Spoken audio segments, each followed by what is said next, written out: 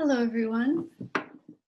It's my pleasure to be here with Prashad, who is speaking to me from Ananda village. Hello, nice to have you with us. Hi, it's wonderful to be Prashad, here.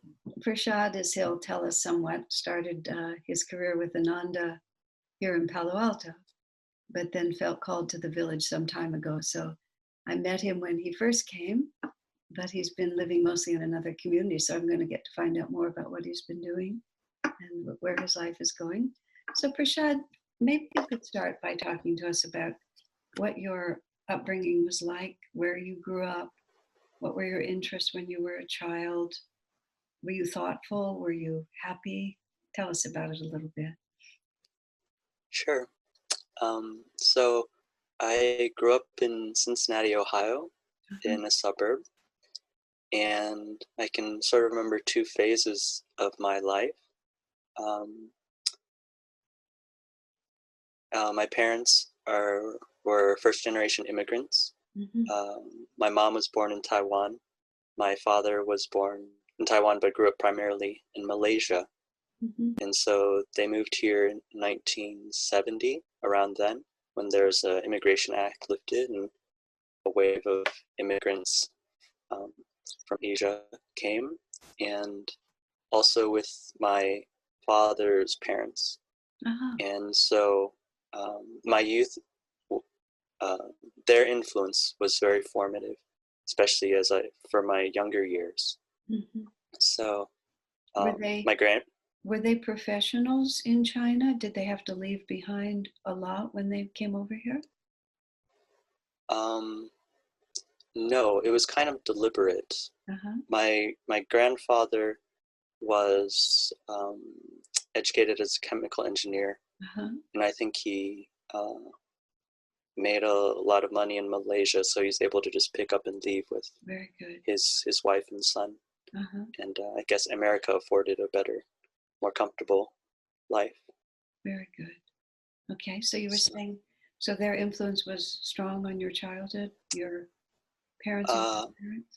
Mm-hmm. yes, more so my grandmother. So both my parents worked.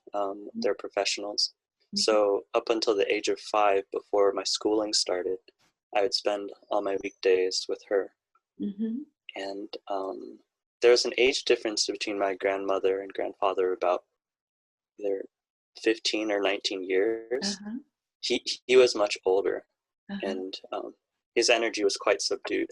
Uh-huh. But my grandmother was very active. Uh-huh. So I had a divine grandmother. You have such a And sweet smile. Every time you say her name, you smile in such a sweet way. That, uh-huh. yeah, yeah, certainly. I think all is because of her, just Uh-huh. who she was.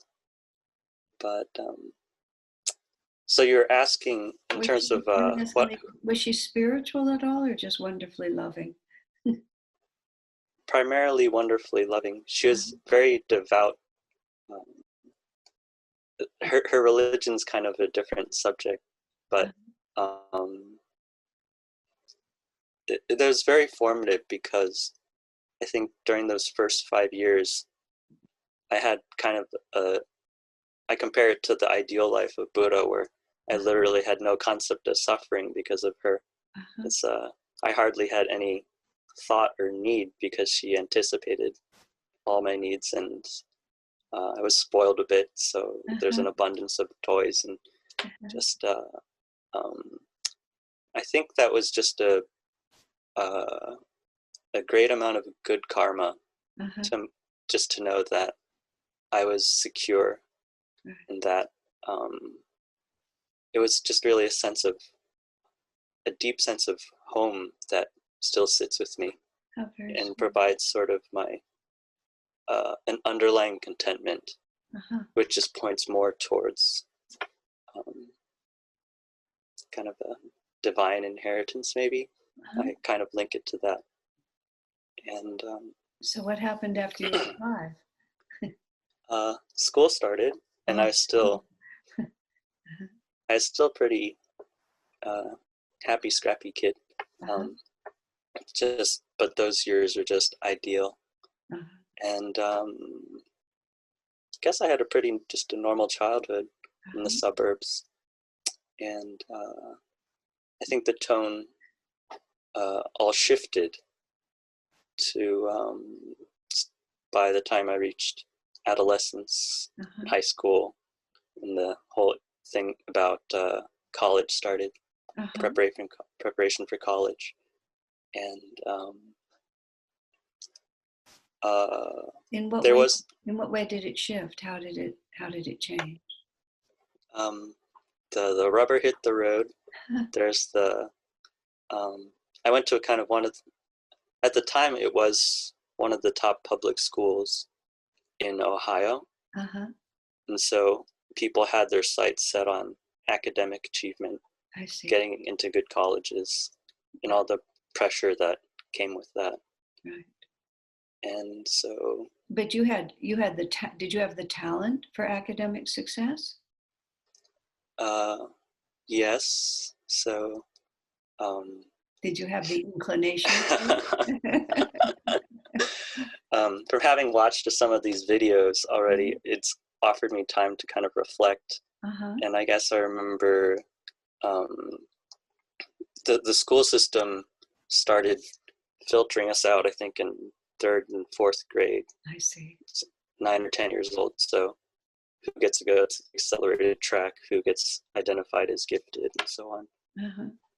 So yes, I kind of strove to be the top of my class. There's a little cluster of us who are amongst the top 10, and Uh-huh. um, I incline more towards the sciences and the mathematics Uh-huh. rather than. Well, I ended up coming to California to attend college at Stanford, Uh-huh. and there they had the categories of the techies and the fuzzies. Uh-huh. So I was always more of a techie. Uh-huh. Uh-huh. I'm just going to back up for a second. Did you speak Chinese with your grandmother or a dialect from China, or did you always speak English? My grandmother never learned English, never learned to read or write, Uh-huh. and so I spoke with her. So basically, I have a 5-year-old's competency in Competent. Mandarin to this day. See, Yeah. because with your parents, you spoke English then. Yes. Yeah. When you were living in Ohio, were there many other Asian families? Were you unusual in that setting or not? Cincinnati is pretty diverse, but my weekend social circle was primarily amongst the Asian Americans. I mentioned or Chinese primarily. I mentioned the wave of immigrants that came. Right. So there are adults, there are families around the same age as mine, and they actually formed a um, evangelical Chinese church that we attended, Oh my goodness. and that was a key part of my grandmother's social and religious life. Right. They kind of liken themselves to Paul, creating a grassroots Huh. church. Did you feel anything personally? Did you feel a relationship with Christ, or was it something that was important to you, or was it just important to your family to go to that church? Um, I did not feel a personal relationship with Christ, and I ended up turning away from it because of it had all the kind of trappings of Christianity Uh-huh. or churchianity, Uh-huh. and my parents did as well. They really only stayed as long as obviously it was essential to my grandmother because there were other elderly people who were from China and who spoke the language primarily. Uh-huh. But once my grandfather passed away when I was a sophomore in high school, that's when my dad felt it was time to. He's a bit of an Anglophile growing up in Malaysia, and that's when he left to join the Episcopal Church. That had always been his calling. So I had a few years of that in high school. But none of this it wasn't really about Christ for you. Nope, it's just where I went on Sunday. And were you ever subject to any kind of prejudice for being Asian, or did you have enough of a group that you just moved through that? Not that I remember. Well, that's good. Not that I remember. That's very good. And so now we get to Stanford, and we're not one of the fuzzies, we're one of the techies, right? Do I have the words right? Right, right. So you just followed your science all the way through, though, all 4 years of school there? Yeah, it seemed pretty evident. I fell into computer science pretty neatly. It just kind of seemed the obvious choice, especially given the times and the career opportunities. Yeah, exactly. Were you in any time during all of this, did you ever contemplate the meaning of life? Very much so. Okay. Yeah. When did that start for you, thinking about the meaning of life? In high school. In high school? Yeah. How did it express? Was it private? Did you have friends? Did you read? It was private, but also known to my friends. It stemmed from basically the pressure of striving to make the grade, but also I remember distinctly at one point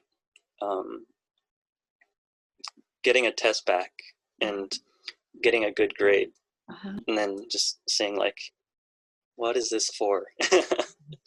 So especially compared to a lot of people's enthusiasm and kind of the self-congratulations of succeeding in that way. You saw the difference between the way you felt and the way they felt. Did it make you sad? Did it frighten you? Maybe started to lean towards the despair. Despair. And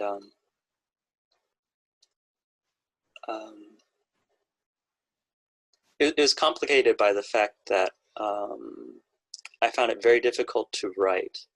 At some point, reading and writing essays became very difficult. So I'd have like kind of severe writer's block, even like doing 2-page assignments. So I would end up kind of staying up very late with a lot of anxiety, not being able to get things written, and then that developed into more stress and kind of sleep deprivation. Oh, I guess it kind of, yeah. So. But somehow you made it through and got into Stanford. So now you're at Stanford. Yeah. And did you find anything, did any of that stress release now that you finally made it into college, or did it just get worse? It got worse. The rubber hit the road even more. I see. And then, whereas I had been able to breeze through the sciences before, now even that was I was starting to hit a plateau there. Right. Did that drive you to a search for meaning, or just to stress your way through it? There was still I was in a bit of a survival mode, and there just weren't any outlets, I think. Reflecting on that time, I've always thought that Stanford is a wonderful place in terms of opportunity, intellectualism, creativity, innovation, but I guess my quip is that it's no place for a devotee. I spent 1 year there also, so you're right. It's no place for a devotee. but you lasted. Did you finally graduate from there? Yes, after 4 years, Bachelor's of Science. When did you find Autobiography of a Yogi, or whatever it was? Excuse me, let me put it differently. How did you first find out about Master? I found out about Ananda first, really? 2 years after graduating. And so somehow Autobiography, it was after. Was that, so. How did you hear about Ananda? I know we are across the street from the farthest corner of the Stanford campus. Yeah. So for all the 4 years that you were there, we were 100 yards from your college, but you never found us during that time. Yeah. That proximity was actually a great consolation and assurance. knowing that all those years I was very close to the vibration of Master. Oh, so good. We'll take it as a positive then. Yes. So now you're working in Mm-hmm. Silicon Valley with your Stanford tech degree. I mean, you've finished, you've done the whole thing. You've grown up as an Asian American and you have achieved the dream. Okay. So then you hear about Ananda. Just how did you hear about it? That's kind of a complicated story. Uh-huh. I've mentioned the difficulty so far, Uh-huh. and that did snowball. Uh-huh. I mean, my friends and family did realize that I was struggling with motivation, and so I was living with roommates at the time, Uh-huh. and I did in 2011, the beginning of 2011. Uh-huh. I did seek psychological help for Uh-huh. depression, Oh, so good. and that was helpful for a Mm-hmm. few months. But then there was kind of a traumatic experience, kind of a confluence of Mm-hmm. factors having to do with trying an antidepressant, mismanagement of medication, which kind of culminated in after the fact. For a brief time, I went to a support group at Stanford VA Hospital, Mm-hmm. and I was pretty much in a very, very low point, just trying to um, kind of put things back together. Mm-hmm. And one day, a woman named Zan came up to me, Mm-hmm. just out of the blue. She just introduced herself, and essentially, with having hardly started a conversation, she just said, "You should go to Ananda. Really? You should go to Ananda Sangha." Is that And Zaina Wilkie? Is that who the girl you mean? Zan Gill, Oh, and I'm not sure. Okay. yeah, she Uh-huh. was a messenger from God, because Huh. I never saw her again No, at she Ananda. just walked up and said that and then walked away. Mm-hmm. Wow. Mm-hmm. Amazing. And you believed her? Yeah, I was just curious. She said, Google it. So I Googled it, and Uh-huh. I saw that there are meditation classes. So I started there. It's something I'd always wanted to try. Uh-huh. At Stanford, my only exposure to meditation was a student-led seminar, Uh-huh. where the first day he gave like a 50-page packet of reading material on all the different meditation traditions, and that was the but no, so I started Uh-huh. I came at the beginning of 2012 Uh-huh. to learn Hong Sau, Uh-huh. and Nirmoha was the teacher. Uh-huh. I was shy about coming to service because of past experiences with Right. organized religion, Uh-huh. but I loved the meditation classes, and I loved the evening classes. There's something to do every night of the week. Uh-huh. So also the kirtans. Uh-huh. And the turning point for actually joining the community properly, Master kind of had to hook me in, reel me in, Uh-huh. was I think a 8-week course, Wednesday course, I believe on death, dying, and reincarnation or something like that. Right. The final course culminated in a visit to the community. Right.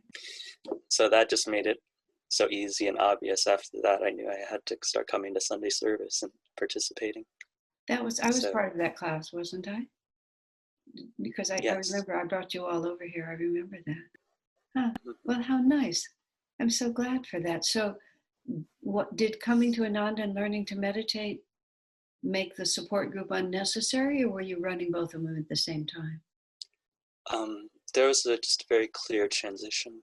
Uh-huh. And seeing my therapist every week was kind of fundamental for me getting by the previous year.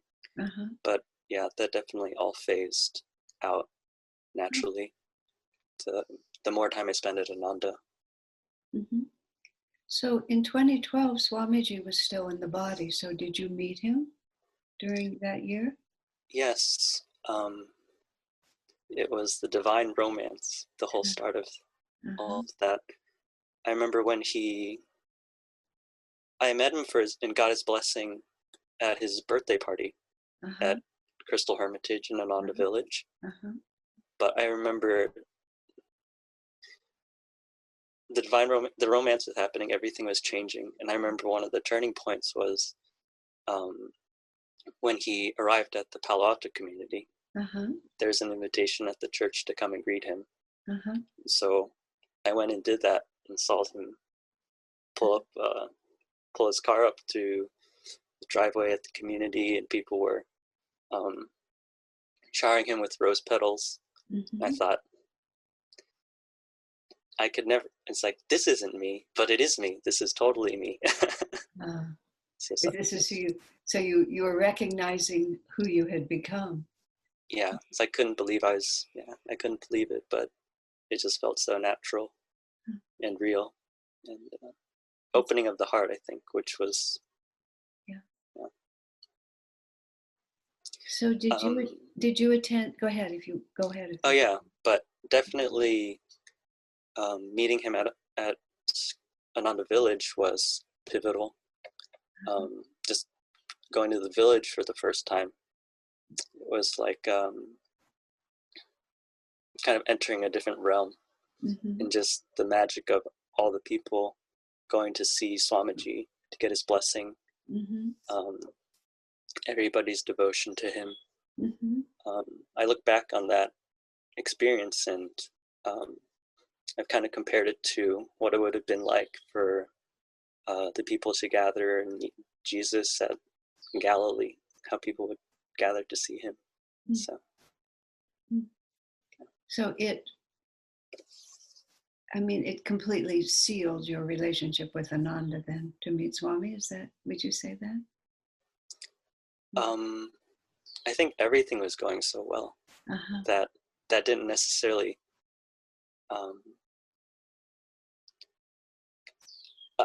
it's a little more yes. Yes. There was what you're saying is there was a lot of positive things happening, and it was just one of them. Yeah. I don't think that that was definitely a peak moment, and it was my moment in the company of a saint. Uh-huh. But as far as like really sealing my personal commitment, I think that would have been discipleship, taking discipleship. So Yeah, that's very good. So were you in Palo Alto in September when we had the big program over at Foothill College? That was the last program Swami did in the US. Were you there for that? Yes, was it Fight for the Religious? It was either that or biography. But yes, I was. Yeah, I don't remember. Were you a musician by then? Were you singing in the choir for that? I don't remember. Don't remember one way or another. I met Karen. I connected with Karen at the birthday at the village at the birthday weekends. So I must have been. Yeah, I must have been in the choir. I remember somewhere we discovered that you could play the guitar and sing. Yeah, I don't remember when that moment was, but. So I'm going to just skip ahead. I remember at a certain point you felt drawn to live at the village. When did you move to the village?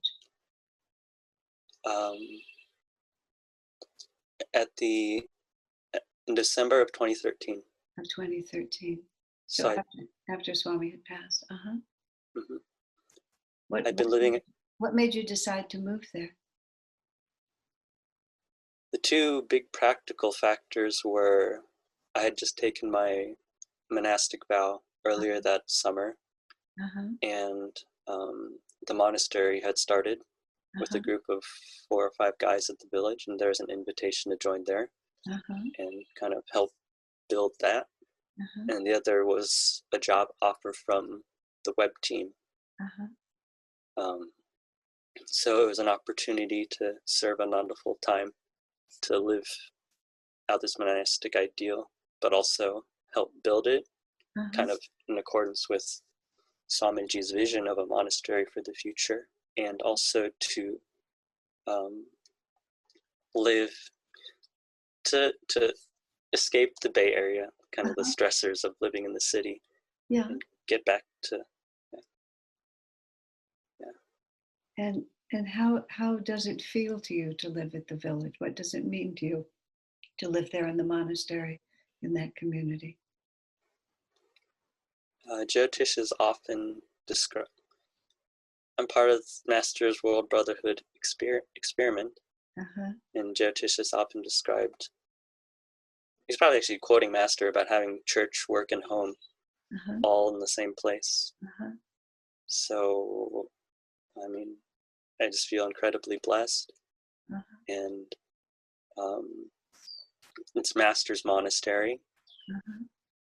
This is Master's life that he's given me, and there's nothing but that. I think that's